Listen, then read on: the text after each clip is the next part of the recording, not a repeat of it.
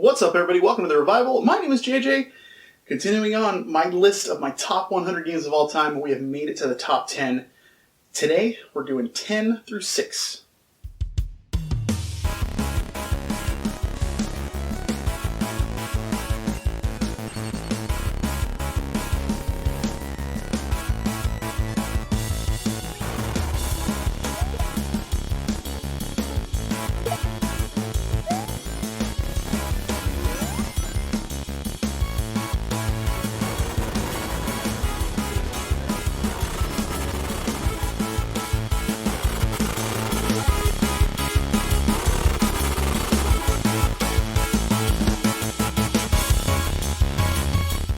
You will see in my top 10 games, but quite frankly my top 20, that I am a massive Super Nintendo fan. So you will see quite a few SNES games on here. Just a forewarning, because that was when I needed video games the most, and they just were there for me. And I still play these games regularly because they're just amazing.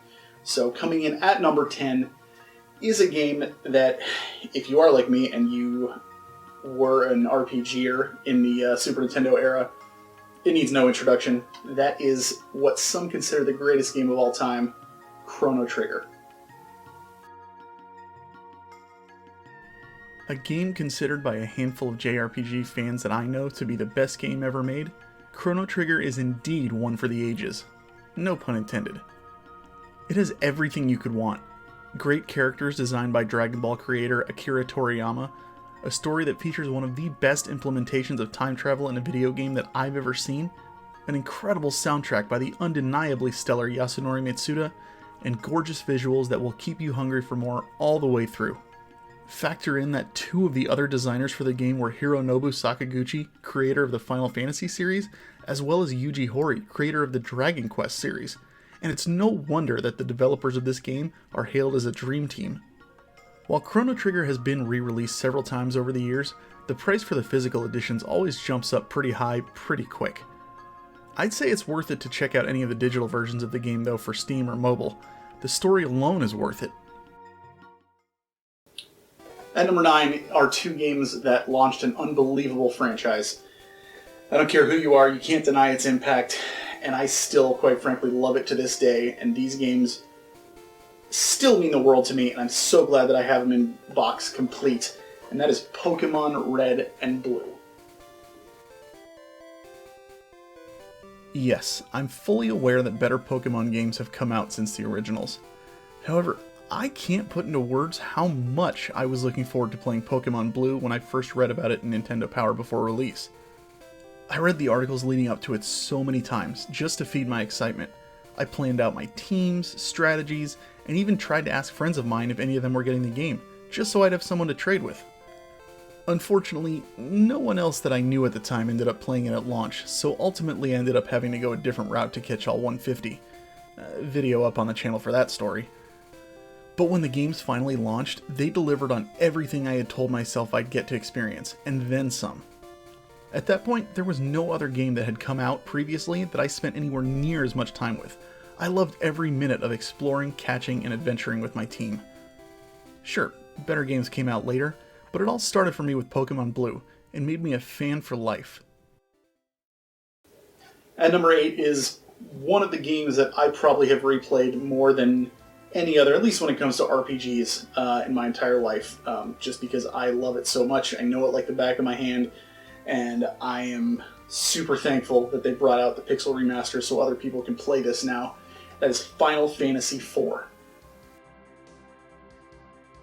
To try and tell you fully what Final Fantasy IV means to me would be a nearly impossible undertaking. This is the game that started it all for me. I mean, sure, I played video games for years leading up to my first time seeing Cecil, Kain, and Rydia in action. I never much cared for story, didn't think about characters much, and certainly had no idea what an RPG even was at that time. Playing Final Fantasy IV opened a door that led me to the kind of gamer I am today. It introduced me to the concept that this form of entertainment could be more than just playing a game. It could be storytelling, it could be poetry, it could be a symphony, it could be art. I still revisit this game at least once a year. and know it probably better than I know any other video game in existence. The soundtrack still regularly sits rent-free in my head. It may have released all the way back in 1991, but over 30 years later, I still think about all the incredible moments contained in this little SNES cart and can't help but smile. At number 7 is one of the video games that many would consider to be one of the most important games of all time. And I would agree, especially with regards to bringing JRPGs and, honestly, video game storytelling to the West, and that is Final Fantasy VII. Is there anything I can say about Final Fantasy VII that hasn't been said a million times over, and then some?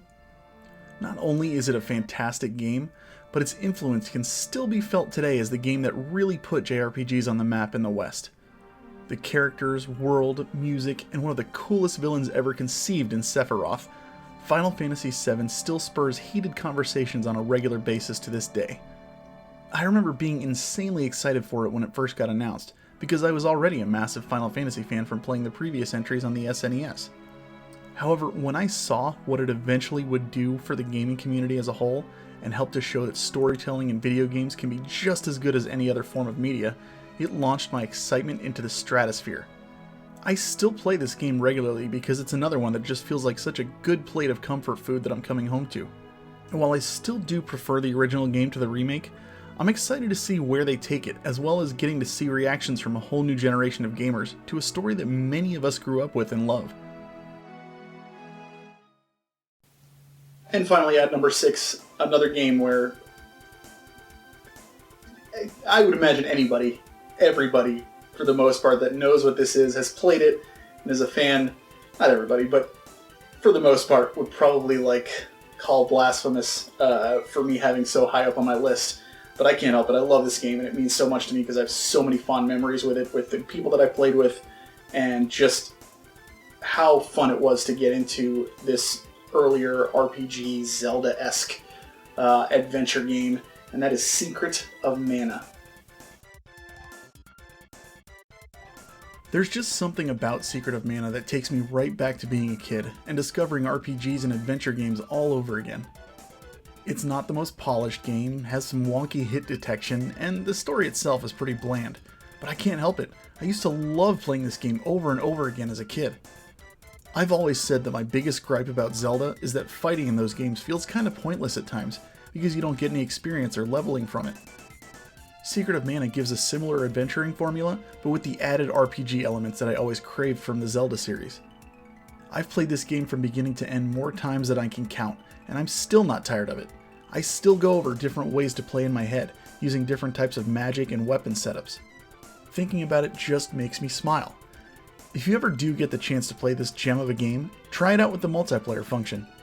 With a full party of 3 people playing, Secret of Mana is a hectic but incredibly rewarding journey that you won't soon forget. And there you have it, guys, my 10 through 6. All we have left is the top 5. Like I said in a prior video, it's not the same as my last top 5 list that's already up on the channel. And quite frankly, like I mentioned as well, this whole list fluctuates by the minute. So it's roughly going to stay around the same and stuff like that, but I do mix it up a little bit every now and then because you just it depends on how you're feeling that day. But I am super excited to show you guys these games, and it's some of them are going to be pretty obvious because if you know me, you know what I like and stuff. So, but I can't wait to show you guys. So that'll be the last one, and then I will also say I'm also planning on just going ahead and making a video at some point where I take all of these and just make one video with all 100 games just spliced together, so I can cut out do the intro once at the beginning, and then you just have the whole thing that goes through. And I think that'll be a nice, easy way for anybody who wants to, that might find the channel later on, can go ahead and watch and just see the top 100 without having to go video by video. So I figured that'd be an easier way to do that. So I will be doing that probably in the coming weeks at some point. But until then, look for my top 5 coming next. Thank you again for watching. Like, comment, subscribe. Tell me what you think about the games on the list. Tell me where I went wrong. Tell me where I went right. Thank you again for watching, and as always, keep on gaming.